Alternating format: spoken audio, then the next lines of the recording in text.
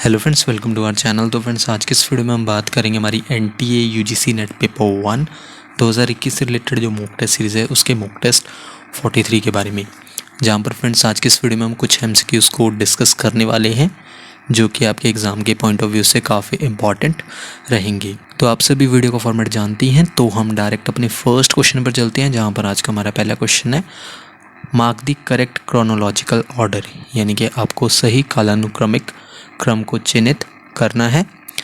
जहाँ पर नंबर 1 है मॉन्ट्रियल प्रोटोकॉल, सेकंड है बायोडाइवर्सिटी कन्वेंशन, थर्ड पर है किगली अमेंडमेंट और फोर्थ पर है क्योटो प्रोटोकॉल। फ्रेंड्स, कोड आप अपने स्क्रीन पर देख सकते हैं और इसी वीडियो के नीचे कमेंट करके हमें 10 सेकंड के अंदर करेक्ट कोड बता सकते हैं।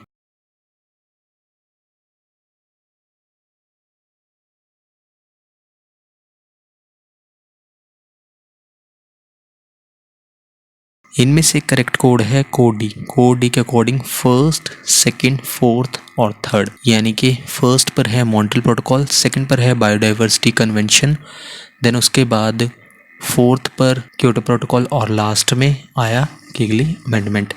तो ये सही क्रोनोलॉजिकल ऑर्डर है। तो इस क्वेश्चन को हम थोड़ा डिस्कस कर लेते हैं। सबसे पहले मॉन्ट्रियल प्रोटोकॉल जो कि साइन हुआ 16 सितंबर 1987 को, और कब इफेक्टिव हुआ 1 जनवरी 1989 से।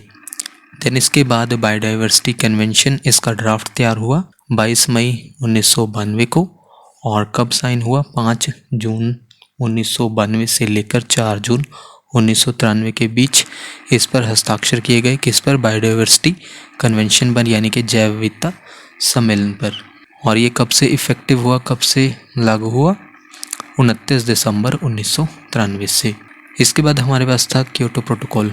क्योटो प्रोटोकॉल को अपनाया गया था जापान के क्योटो में 11 दिसंबर 1997 को, और कब लागू हुआ? 16 फरवरी 2005 से। और लास्ट में है किगली अमेंडमेंट जो कि साइन हुआ 15 अक्टूबर 2016 को, और कब इफेक्टिव हुआ?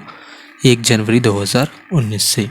देन इसके बाद हमारा नेक्स्ट क्वेश्चन है, क्वेश्चन नंबर 2 में आपको बताना है which one of the following is the biggest thermal power plant in India with an installed capacity of 4760 megawatt, यानी कि 4760 मेगावाट की स्थापित क्षमता वाला भारत का सबसे बड़ा थर्मल पावर प्लांट निम्नलिखित में से कौन सा है?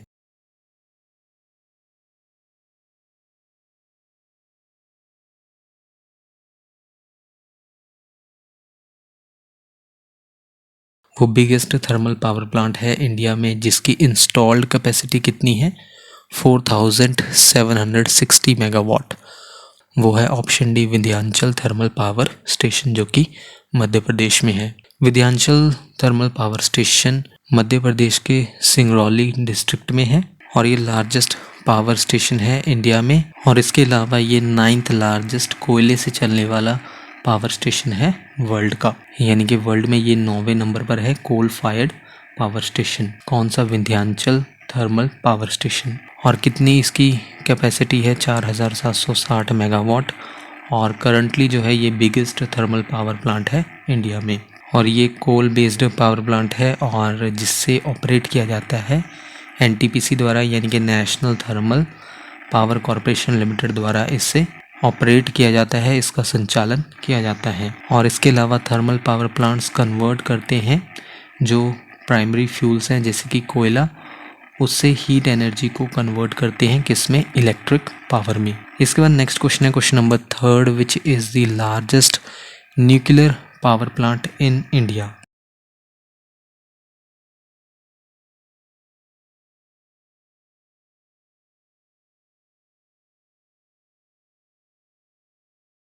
लार्जेस्ट न्यूक्लियर पावर प्लांट है इंडिया में option A Kudankulam nuclear power plant, जो कि तमिलनाडु में है।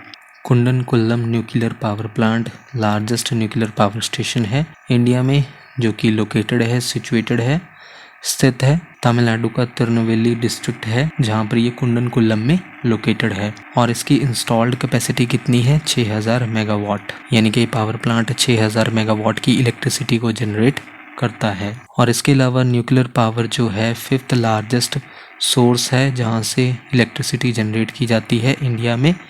किसके बाद? कोयले, गैस, विंड पावर और हाइड्रो इलेक्ट्रिसिटी के बाद। इसके बाद हमारा नेक्स्ट क्वेश्चन है क्वेश्चन नंबर 4 में आपको बताना है a product sell directly online to a consumer by a business is called dash, यानी कि किसी व्यवसाय द्वारा उपभोक्ता को सीधे ऑनलाइन बेचे जाने वाले उत्पाद को डैश कहा जाता है।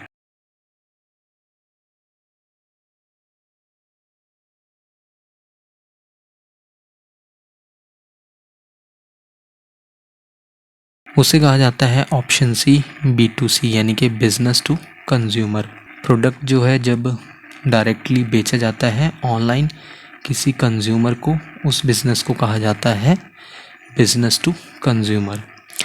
आप इसे डायरेक्ट टू कंज्यूमर भी कह सकते हैं और बिजनेस टू कंज्यूमर भी इसे कहा जाता है, जहाँ पर प्रोडक्ट्स बेचे जाते हैं सीधे कस्टमर्स को, जिसमें किसी भी थर्ड पार्टी रिटेलर्स, होलसेलर्स और या फिर किसी मिडलमैन का कोई लेना देना नहीं होता है। इसके बाद क्वेश्चन नंबर 5 में आपको मार्क करना है इनकरेक्ट पेयर।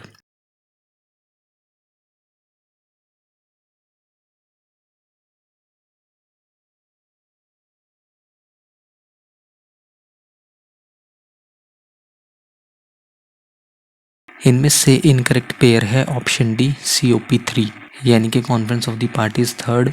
ये जिनेवा स्विट्जरलैंड में नहीं हुई थी, ये हुई थी जापान के क्योटो में, तो इसीलिए ये पेयर इनकरेक्ट है। और इसके अलावा ऑप्शन ए पर है COP26, ये हुई है स्कॉटलैंड के ग्लासगो में, तो ये पेयर भी करेक्ट है। और बी पर था COP25, conference of the parties 25 हुई थी स्पेन के मैड्रिड में।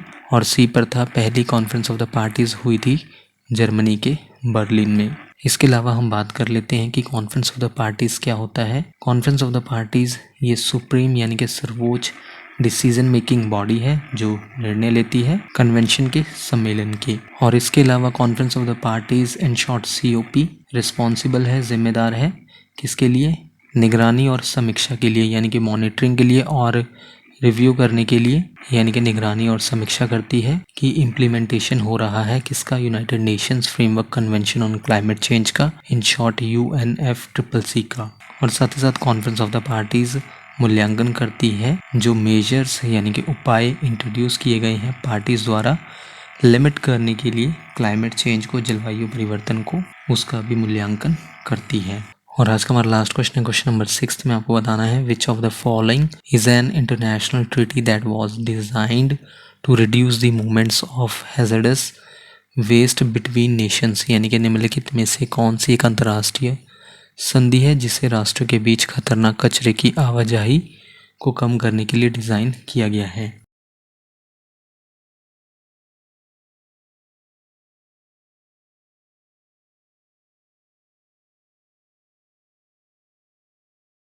इनमें से वो इंटरनेशनल ट्रीटी है, अंतर्राष्ट्रीय संधि है ऑप्शन बी बेज़ल कन्वेंशन। इस अंतर्राष्ट्रीय संधि को डिज़ाइन किया गया है रिड्यूस करने के लिए मूवमेंट्स को, यानी कि किसकी आवाजाही को, जो हैजर्डस वेस्ट है यानी कि खतरनाक कचरा है, किनके बीच में, नेशंस के बीच में, स्पेसिफिकली जो है रोका जा सके जो ट्रांसफ़र होता है हैजर्डस वेस्ट का, जो डेवलप्ड कंट्रीज़ हैं, विकसित देश हैं, उनसे ट्रांसफ़र होता है, जो लेस डेवलप्ड कंट्रीज़ हैं, इन शॉर्ट LDC कंट्रीज़ हैं, वहाँ पर ट्रांसफ़र होता है हैजर्डस वेस्ट का, उसको रोका जा सके, तो उसके लिए है बेसल कन्वेंशन। और ये कन्वेंशन ओपन हुआ था सिग्नेचर के लिए 21 मार्च 1989 को, और कब लागू हुआ, 5 मई 1992 को। तो फ्रेंड्स ये थी हमारी आज की वीडियो जिसमें हमने 6 MCQs को कवर किया। आप हमें इसी वीडियो के नीचे कमेंट करके बता सकते हैं कि आपने टोटल क्वेश्चंस यानी कि 6 MCQs में से कितने क्वेश्चंस को करेक्ट मार्क किया। नेक्स्ट वीडियो आपको जल्दी चैनल पर मिल जाएगी। So thank you friends for watching this video.